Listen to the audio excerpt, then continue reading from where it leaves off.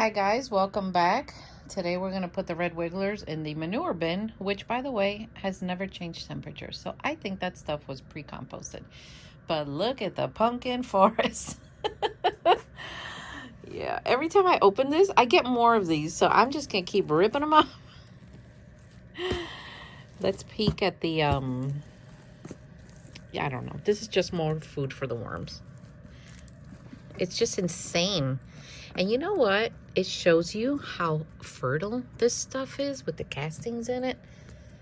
Look how things sprout. So imagine using the castings in your garden. Yeah, it'll do well. So let's peek at the watermelon with the hole. Okay. Worms are still down there. We're still going strong here. I don't see anything in there, but I don't know if they've started to go in yet. So we're just going to keep working on this and just leave it alone. All right. So let me get gloves on and let's start working on the manure bin. So I added some Dolomite lime because since this has peat moss in it, we're going to calm down the acidity in it. And I'm just fluffing it. Oh my gosh, I hope today's not the day I keep hitting this thing. And yeah, this never like heated up. I think it's pre-composted. So I think the worms are gonna have a great time in here. And then we're gonna see what they're gonna do. I think they're gonna do fine. So let me get worms. All right, guys.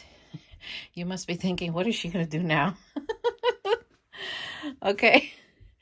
I put a sifter in here. This is a 1/4 inch. And I have an empty bin, and this is the bin that has the manure mixture in it.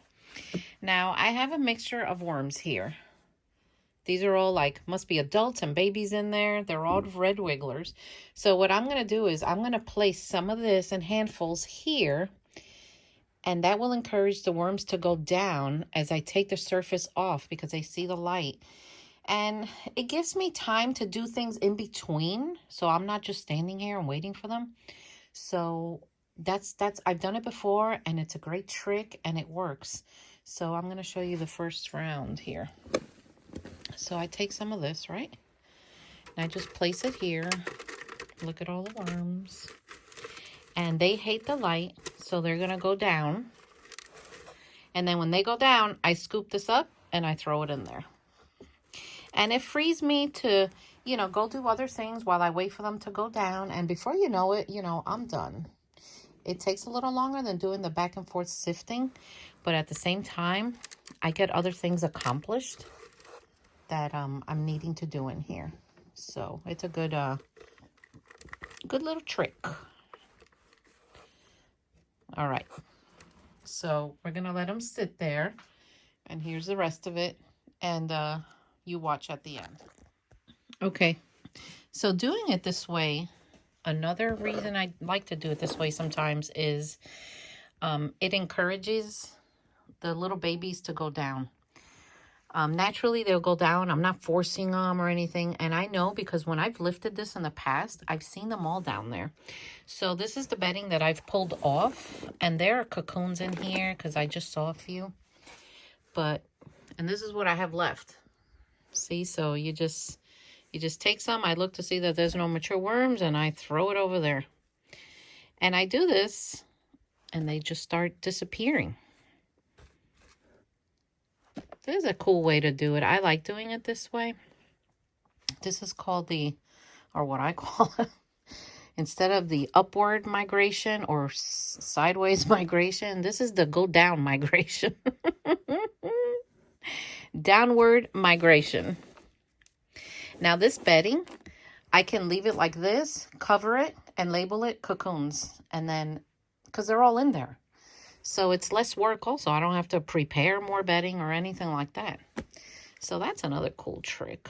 So I'm going to keep working on this. And we're gonna keep an eye and see how many we get.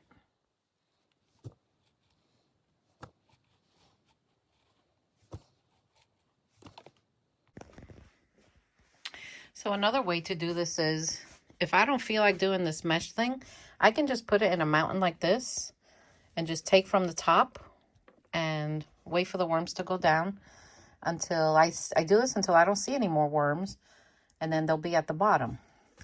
But there's a cool trick I want to show you. I call this the flip over, plop over migration trick. I just make these names up, guys. This is just stuff I've been doing for years. So I put the bedding in a little mountain like this, and I give them a chance to like start going down. And then I'm going to show you what I'm going to do. So if you're scared of the babies getting caught in the wire here, then don't do this way. But honestly, I've never seen them get caught when I do it this way. You think they're going to get caught? Just keep going this way. Like that. Look how much I've done already. Oh, look, you don't see any worms, right? They're all going down. They don't like the light.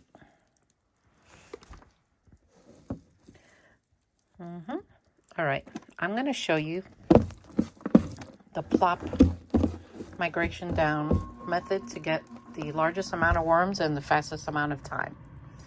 So what I do is I put this all together, right? And I take some off the top. They see the light, they go down. So now, instead of me finishing all of this and then getting the worms, I just do this. I know they're down there, so I just go like this, and then I plop it over, and there they are. So then I grab them, and then I do whatever I'm going to do with them. For now, I'm just going to put them here because this is where they're all going anyway. But this is the easiest and fastest way to just get a handful of worms. So see, look, I'm going to put these here. Now they're going to go down. So now this little mountain, I'm just going to do it again. I'm just going to put this together. And you see those there? I'm going to wait for them to go down. And try to get every little thing around, because this stuff on the sides, it could have cocoons in them. So I'm going to wait for them to go down. And then I could flop it over and do it again. Or I could just keep taking from the surface and, you know, put it over there. And here they're gonna go down.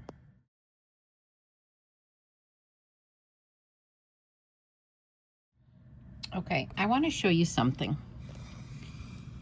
I put this on HD so you can see. Do you see all those little bubbles? Worms, when they get upset, they release all these little bubbles. And it is the strangest thing to see. But that's how you know that they're just not thrilled with what's happening. So you'll see a bunch of little bubbles, and it's really weird. But I just wanted to show you that because I know a lot of people don't know that. He's a little baby. So pretty interesting, huh? All right, guys. So the tub is empty. All the bedding is in there with cocoons and maybe little babies that I might have grabbed. And here's the mesh. All the worms have disappeared. So we're gonna lift this and I'm gonna show you where they are.